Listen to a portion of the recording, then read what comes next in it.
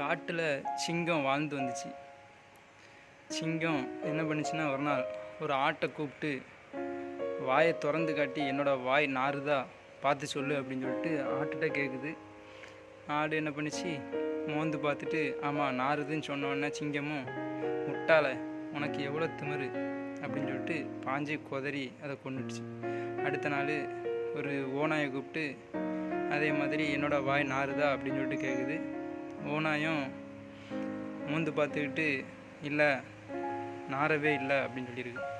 அதனால் சிங்கமும், மூடனே என்ன நீ பொய்யா சொல்கிற அப்படின்னு சொல்லிட்டு ஓநாயையும் பாஞ்சி கொன்று தின்னுடுச்சு.